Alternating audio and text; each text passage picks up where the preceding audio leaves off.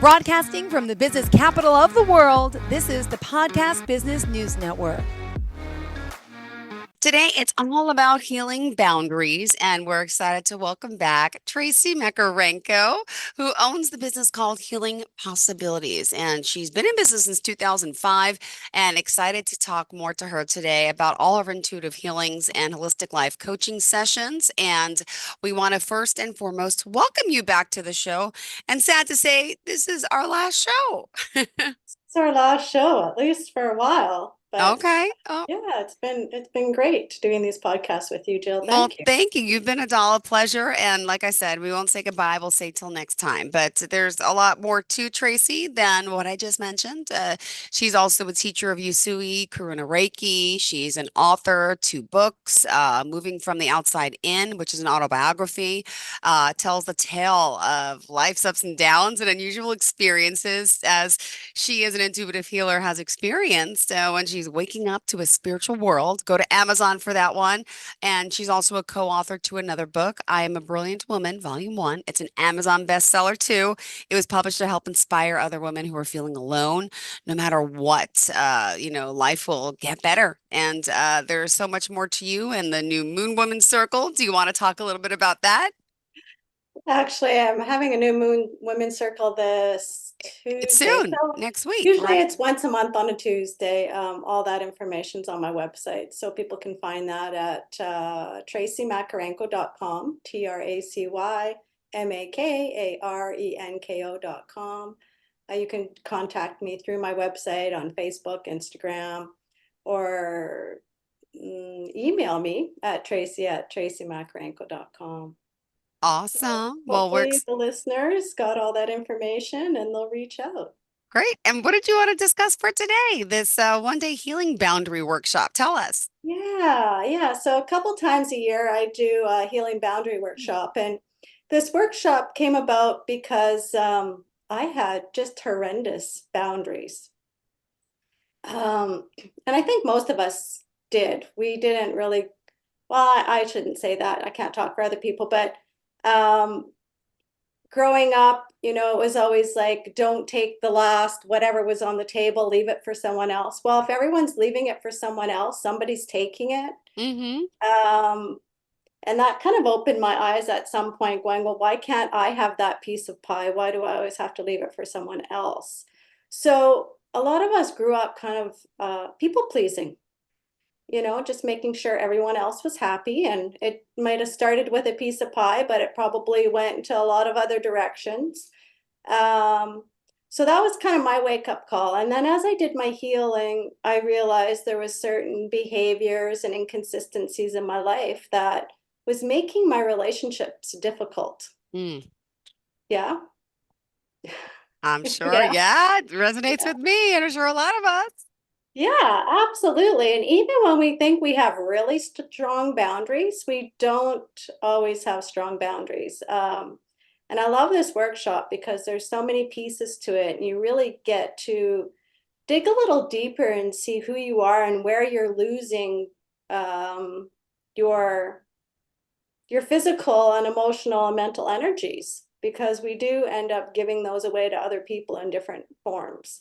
So yeah, I want to talk about this workshop. And even though this is a one-day workshop, the work I do as a holistic life coach and as an intuitive healer, we're always working on different things like this. Some of our boundaries come Hmm. not only from inconsistencies in our life growing up, but it also comes because we've been hurt or traumatized in some way. And so we do tend to put up a barricade around us Wow. at some Hmm. point as well. So it's not that we're always doing something for others. Sometimes we're stepping back and we're not doing anything because we need to feel protected. Um, and I know for me that I kind of flip-flopped between both of those. Yep. Yeah, we want to protect ourselves, you mentioned, and but you say you think we're getting better as a society with this? Well, I think so because we have words now for kind of what's going on. We never had words like self-care when I was growing up. That was called, Mm-hmm. selfish. That was called, well, why are you so important that you get to go sit there and the rest of us have to work? There was no idle hands at all allowed. And it broke down people's bodies and it made people tired and exhausted and overwhelmed and angry um, and so I do think as a society we are getting better at paying attention to how much energy we put out and taking that time. But if we need to take that time, we're not doing the job right. Okay. There should be, it shouldn't be like an all out and then a drop off because I need self-care, all out self-care. It should be consistent all the way along. And so whatever we're giving out, we should also be nourishing ourselves and receiving. So those relationships have to go both ways. You have to be able to give and take, at the same time. It's like they say, if you find a job that is your passion, it doesn't feel like work. Well, relationships should kind of be a bit like that too. Interesting. Yes, I've heard that. A lot of the relationships in my life are not like that. No, and they're Yeah, not. And I mean, I know. especially with children, we can't have, that give and take necessarily. You get back and cuddles or hugs Yeah. or, you know, different things from your children. So that relationship will always be kind of a little bit out of balance, just because they need you differently and you're happy to True. do that. But I'm Yep. not really talking about those relationships. Um, Grown children is different because they should be equal in some sense. There should be giving and taking. But there are things that we do to protect ourselves, and we're protecting ourselves from verbal abuse. Uh, Mm, and it might not seem like abuse, but okay. just things people say to you that might not land quite right. Well, let me ask you this. What types of behaviors really cause poor boundaries? So there's a lot of them. We talked about the people pleasing one, and that Mm-hmm. usually is from our childhood conditioning. Um, and then we sometimes give more than we receive. We're out of balance. So we do need to work at that as well. I know when I'm not so bad with it now, but when I realized whenever someone gave me something, I always say, "Oh no, you shouldn't have. Oh, you didn't. Oh, here, no, take it. Like I don't need anything." No, we do this type of thing instead of just Yeah, receiving, receiving. Yes. saying thank you even to a compliment, or someone would Oh, say, my "Oh, whole camera just fell. Hold on. you okay?" Yeah, I pushed my coffee back, so I'm gonna hit this computer. I'm sorry, I'm fine. I just pushed this further. So So sometimes, instead of saying thank you because someone's like, "Oh, I love your hair," you'll say something like, "Oh, I just couldn't get it to do what I wanted it to do today." Like we deflect some of these Guilty. compliments or positive words we're receiving instead of just saying thank you. And when we say thank you, the other person actually gets to receive that thank you and they Hmm. feel good about giving. So, I mean, that's a really easy one that everyone can kind of shift and change. It's just no excuses, just say the words thank you. Um, and then there's been this whole thing about love languages. Did you ever read the book about the 5 love languages? No, but I did go to the website and I looked at it and I did the quiz a while ago. Yeah, it's a great one. Uh, but what I've found for myself, and I think a lot of other people, is we know our love language. We might not be able to put it into words, but there's certain things that we appreciate. And that's what we give to other people.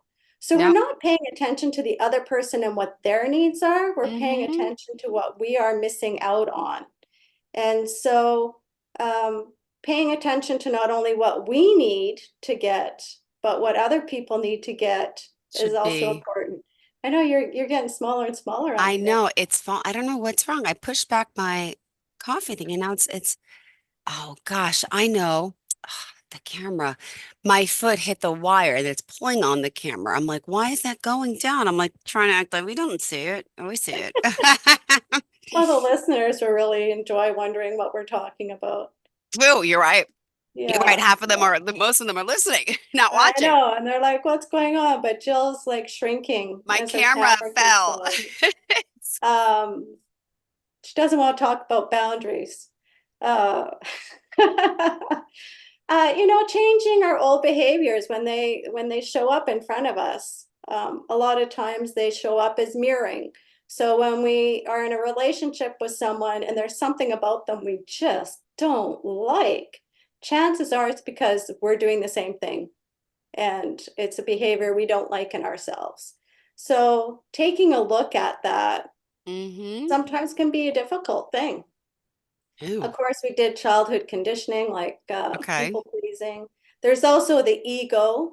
The ego is really huge, and sometimes boundaries are, we don't even realize what we're doing to other people because we just kind of are so full of ourselves in different ways, maybe about our work or our appearance or something else. So we come off kind of in a different way. And our trauma, we talked about that. We put barriers up because we have this trauma and we don't want to get hurt again. And all of this causes us problems with our self-confidence Mm. and with being able to be open and more loving to other people. So there's there's one exercise I do in my workshop, and it helps people find that leaky faucet. So it's about turning the faucet off so it's not dripping. Sometimes the exercise, you can definitely feel whatever it is the person does, it's just like pouring out of them. They need to be that person that's helping all the time. And people in my industry, I mean, we're here to help. That's what we do. So typically that's the faucet that's turned on is the helping faucet. But we don't need to be helping people all the time. We can turn that faucet off. And that's what I teach in this workshop is how to turn those faucets on and off when they're needed. Awesome. So hopefully we can have healthier boundaries will lead us to better choices in life, happier healthiness. We're going to talk about that and more in the workshop. Just remind us how we can reach out to you, Tracy. Yeah, so you can email me at Tracy, Tracy, at Tracy Makarenko, Makarenko.com. And the same website, tracymakarenko.com. Reach me through Facebook or Instagram. Also have a YouTube channel, so you can go there and find other stuff that I've done and some guided visualizations that are on there. All right. And I used to do card readings. I have like 56 card readings on there. What do you mean And you can 56 different? something like that. I have Oh, lots. oh my God. I did card readings for years. So you can actually go in Oh, there and kind of watch. use them like a deck of cards Mm-hmm. and just like pick one for your day and get some type of, guidance for what's going on. So yeah, there's a lot of stuff on there you can check out. So what about now on the other side of things when we do have the healthy boundaries? How is that affecting us? And what do you see? What type of shifts are happening? Well, can you think of a time where maybe something shifted and your boundary was a little bit healthier than it had been before? You just feel better that you're sticking up for yourself. You feel better that like, yeah, I've had plenty of experience like that. I think you feel better because you make it clear how you feel. I mean, and yeah, it's helped me. Boundaries with my family. Yeah, huge boundaries with family. They're the Hmm. hardest ones because typically you get stuck in that childhood personality. They don't see you growing and changing as you get older. So you walk through that front door at home, and all of a sudden, your parents, your siblings all put you back into that position. Or if there's arguing in the family, then either you're Yeah. the jokester one, or you're the one who decides you're going to feed people, or you're the one who just decides to go and hang out in the other room because you can't handle the Yeah. drama. So, I mean, there's different things we do in order to survive our families, uh, Oh, but we don't have to do that. We can actually change those relationships. I've changed those relationships with all my family members, um, and a lot of my friends. And, you know, that's the hard part is sometimes you lose friends because they can't live in the world that you need to live in now. You know, your boundaries are a certain way, and you just don't match up anymore. You know, they say friends are for a reason, a season, or a lifetime. And so I really had to learn that when I started letting go of friendships, because some of them I thought were going to be for a lifetime, but they really were just for a reason or a season. hmm. Um, so it's tough, but when you do step in and change your boundaries around what you're willing to put up with and what you're not willing to put up with within a relationship, I mean, there is the initial bit of grief because you are losing some friendships or relationships. So it's going to hurt a little bit. It's like a grieving process. But the idea of not having to pick up that phone and talk to that person, I mean, I don't know if you've ever had relationships like that. You feel like you have to reach out and talk to them, but it takes everything in you to pick up that phone, to give them a phone call. Because they're life suckers. My brother. Hmm. Yeah, and it's so hard and you're not getting anything back. And it's fine if you're there for someone. I get that, absolutely. But there's only so much you can do, you know. One of our family members, every time I'd go and visit, I literally would take me 3 weeks to recover when I got home. I'd have the videos going through my head over and over of all the conversations and how I tried to deflect things or change things or shift things, and nothing ever worked. And then I'd get myself all wound up for, the week before I went, and, try to unwind that for 2 or 3 weeks after I got home. And you can't live your life like that. You can't be productive when you're trying to always work yourself into having these relationships and work yourself out of it. And some people are always on that side. Maybe they never get away from those relationships, so they never get to feel that Hmm. happiness or that joy that you get when you're in a healthy relationship. Maybe they when you have those healthy relationships, you get to start speaking from your heart and telling your truth. You don't have to be careful with the words that are coming out of your mouth because you're scared to offend them about one thing or another. Hmm. um you get to learn how to say no. Like, that is super powerful when it's like, oh yeah, no, I'd love to help you, but I just can't this weekend. And maybe you don't need that excuse after a while. Yeah. Maybe you're just like, you know what, that just doesn't fill my soul. Can't help you with that, but maybe there's something else that I can help you with. Just speaking your truth. And the whole thing we talked about, self-care and not selfish. You're not lazy because you're sitting. We talked about this a few weeks ago, Yeah. right, Jill? Sitting on the couch and reading a book, or just like doing whatever you need to do to let your body feel like it Good. do something. Yeah, so it feels good. Um, so the other part is I found as I started doing this work, and I was getting healthier and happier and letting some of the old crap go, my values changed. Hmm. And and that was a little surprising because at one point I was like, maybe I don't even have values. Maybe I, I I don't know what my values are.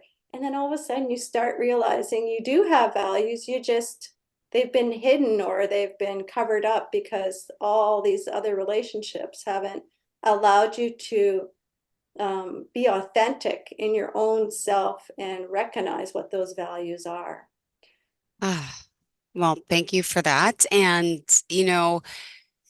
you as like what empath, spiritual healer, I mean, you have a lot of titles.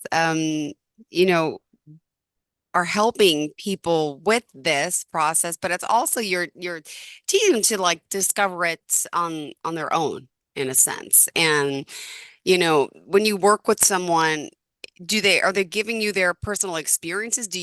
Or you give them the guidance to clear it out themselves? Or do you know what I'm saying? Absolutely. No, it's different in everything. So when I'm doing my coaching sessions, someone, as we have the first 10 minutes of our hour talking about what's going on in their life, and they might mention something about struggling with a relationship. And I don't know, I have a couple dozen guided visualizations. So I might pick a guided visualization around cutting cords or changing your entire operating system, which is kind of like changing your values and your thought processes. It might be a heart healer because maybe your heart's been broken from that relationship. Maybe you've lost soul pieces because this person you spend time with just keeps taking and taking bits and pieces of you. And shamanically, we believe that people can take away your power, and they can take away your self-confidence, and they can take away your ability to trust, and they can take away. So this exercise helps bring all that stuff back in. When I'm working with someone on one-on-one, I'm connecting into their energy a bit more than when I'm doing the coaching, and I will actually feel a blockage in their body, or I'll feel the sadness, or I'll feel something in there that will trigger me to heal the portion that's causing that issue. Does that Hmm. make sense? Yes. All right. Well, I hate to say this, but it's sad it's our last time together. And we have 6 minutes left to talk here, and it's never enough time. I know. Overall, we've been talking about so much and all the work that you do and how you help people and, what your purpose here on this earth is. I mean, it's just, I mean, as a wife, as a mother, but as helping and guiding people, I think I would just want to make sure that we do remind people about all the things that, you can help them with, if you don't mind, Tracy. Going over a little bit about, some of the things that you can help with. Oh, geez. I know That's that's a a list. lot. I'm like, I know, I wouldn't know where to start. but But I mean, the big thing is I want to help people feel empowered again. I want them to feel confident about who they are and moving forward in their life. I want them to find their passion. I want them to have healthy relationships, whether, relationships aren't yeah, just with human beings. Our relationships are with our money. In coaching, I help people step into that power of being in a relationship with their money, with their health, with their careers, with themselves, with their spiritual part, including the intuition. A lot of people that come to see me are intuitively guided to see me. And so we really work on tapping into that intuition and allowing it to get even bigger. A lot of clients also want that more spiritual stuff. They want to have the visions, they want to see the colors, they don't understand a lot of the metaphysical side, and I've had a lot of experience with all sorts of things. You know, earthbound spirits, spirits on the other side, the archangels, entities, portals, different dimensions. So, I go from healing the physical body like we did for you last week. How are your yes. lungs, by the way? I didn't ask. It's I went to the doctor again last night because I told you I had well, I was sick. It's a dog. And I have an ear infection. So Oh, yeah, it's geez. all right. It's just been a bad, yeah, but I know I just still felt off and I'm like, what's going on? I feel, Yeah. yeah. So it's still I've been cloudy because my head's been so congested. And I was trying to hold off on taking the antibiotics, which they said, oh, you don't need, it's viral, and you know how that goes. So, Yeah. Yeah. yeah, my coughing's gotten better. That's a good sign, but now it's in my head. Yeah. But it'll shift out of your head, and then you'll feel even better. And Ah, sometimes after healing, you actually get sicker before you get better just because of the detox and all of yeah. that stuff. There's a fine line where during healing, you kind of feel you feel like crap for a while. And then Yeah. all of a sudden thing shifts and energetically then you start healing on a different level. So we talk about raising frequencies, and this whole thing has really been about the spiritual awakening and the raising of frequencies I've talked about for the last 14 weeks. And there's a turning point. You deal with a lot of like human issues for a while, and then all of a sudden you deal with more spiritual issues, and then you kind of move more into where life just flows and you're kind of in a metaphysical place where, and this is, I don't know, some people will understand this that's listening, other people won't, but there are times when I feel, say I go to the grocery store and I feel like I'm part of a video game. And you know, in a video game, there's certain people who are active participants, like on the screen, and other ones that are just like, they just fill in the space. You know, they move around, but you can't move them. They're just in the background. Mm-hmm. I don't know if you understand that, but someone will be listening to this and they will understand it. At times, I feel like I'm one of those people who are moving around, but all the other people are just background pieces. And maybe that's weird to say, but as you move up levels of spirituality and frequency, you get to a place where you move up to more like the fifth or sixth dimension. And there's kind of a separation, it feels like. Mm-hmm. I don't know how to explain that, but I had to share that apparently for somebody or another. All right. Maybe my turn when I feel better. Just, yes, I don't feel so good, but I feel better than I did last week, but That's good. it That's happens. It happens. To close out today's show, because we do have to go.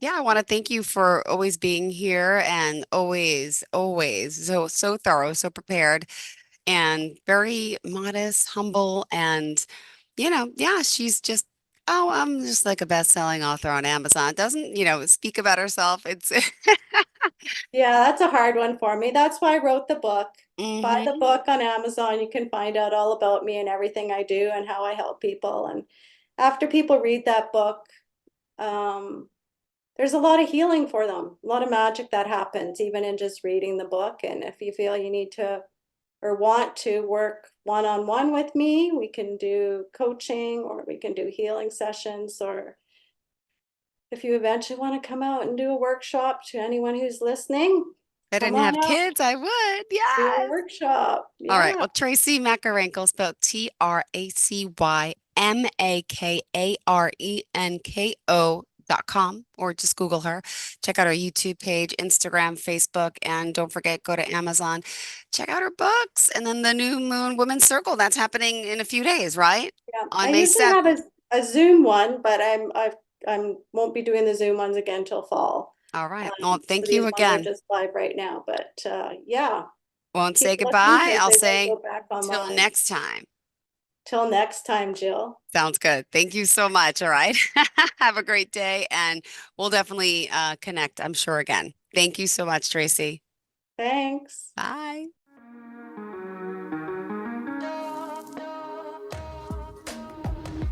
Broadcasting from the business capital of the world, this is the Podcast Business News Network.